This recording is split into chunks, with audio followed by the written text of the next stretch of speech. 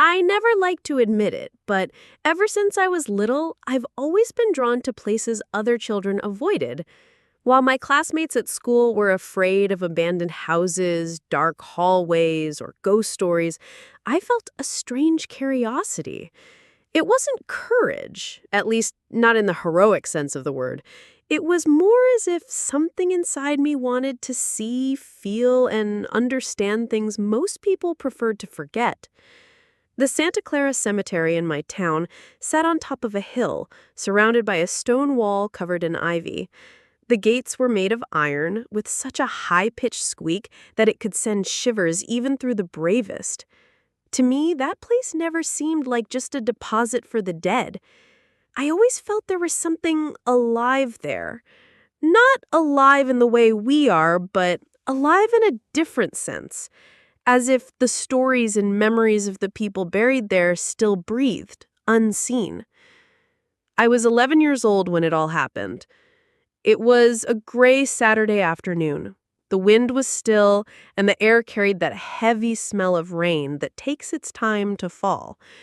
I was walking back from the bakery, a bitten piece of French bread in my hand and my backpack half open on my back, when I passed the cemetery gate.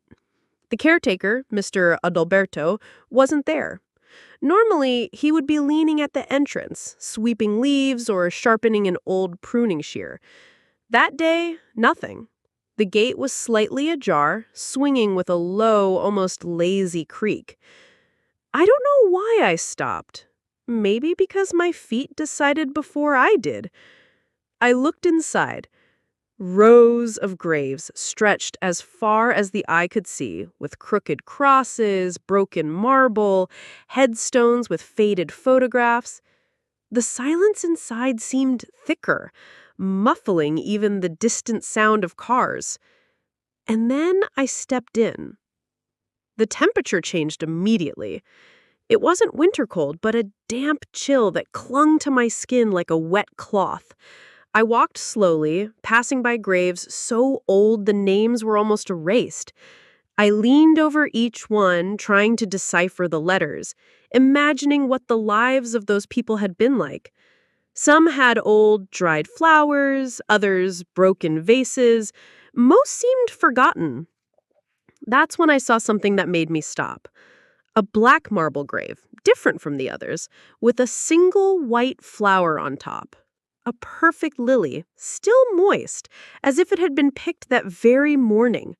It was so beautiful, it seemed out of place in that worn, gray scenery. I approached, crouched down, and read the inscription with difficulty. Helena Duarte, 1889-1912.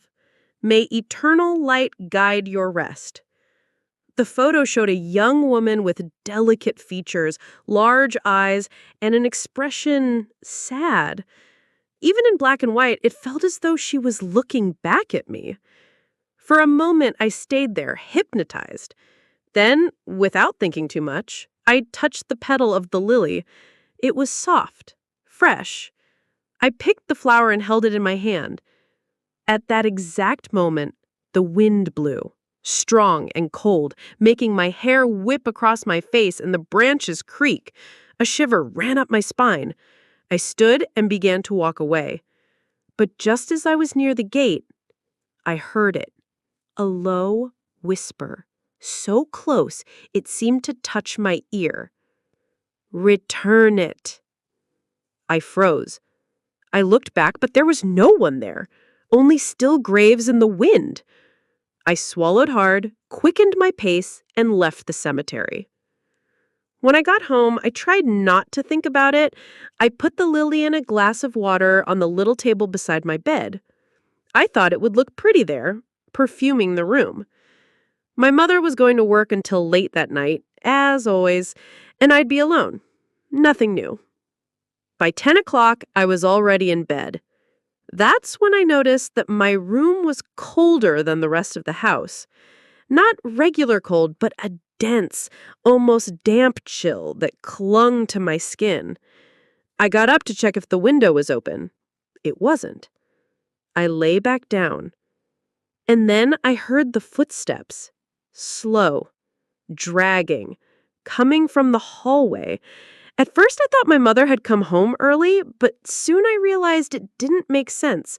The steps went back and forth as if someone were pacing in the same spot, undecided. "Mom?" I called, trying not to sound scared. No answer. The sound stopped, and in the silence that followed, I heard a faint scratching of nails on the wood of my bedroom door. My entire body tensed. The footsteps returned, this time coming closer until they stopped right behind the closed door. I heard nothing but my own rapid breathing. That's when the lily fell from the table. On its own, without anyone touching it. I curled under the blankets and stayed there motionless until sleep overcame me. The next morning, the lily was back in the glass, fresh, as if it had never fallen.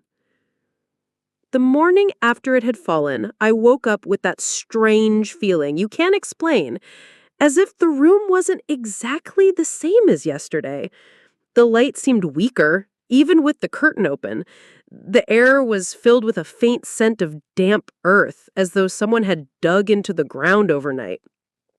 The first thing I saw was the flower.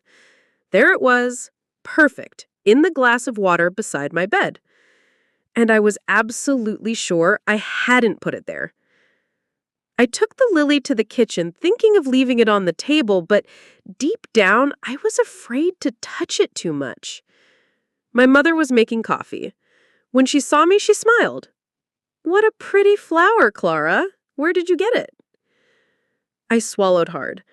I thought of saying I found it on the street, but my mother knows when I'm lying. "At the cemetery," I said, trying to sound casual. "You shouldn't be wandering around that place," she frowned. I shrugged, trying to change the subject. I didn't want to explain that I had actually taken it from the top of a grave. The day passed without anything unusual, but that night, it started again. I was in my room, reading, when I heard footsteps in the hallway. Slow, like the night before. This time, though, there was something else. A low, muffled sob coming along with the steps. I closed the book and stayed still, trying to make out the sound. It wasn't my mother. She was still at work. The crying came closer until it stopped at my door. Then silence.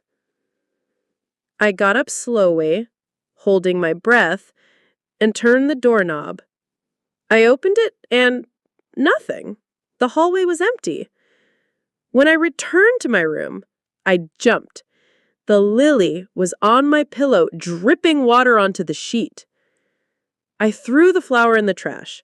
I wanted to believe it was just a coincidence, that I had forgotten and put it there myself, but I knew it wasn't true. The next morning, the flower was back in the glass on the table, and this time, it wasn't as white as before. The tips of the petals were slightly brown, and there was a sweet, almost rotten smell coming from it. The next nights were worse. I began to dream about the cemetery. Always the same scene. I was in front of the black marble grave, but the tombstone was open, like a door. From inside came a pale woman in an old white dress, stained with dirt. Her face was the same as in the tomb's photo, but her eyes were black, deep, without pupils. She would extend her hand toward me and say, "My flower, return it."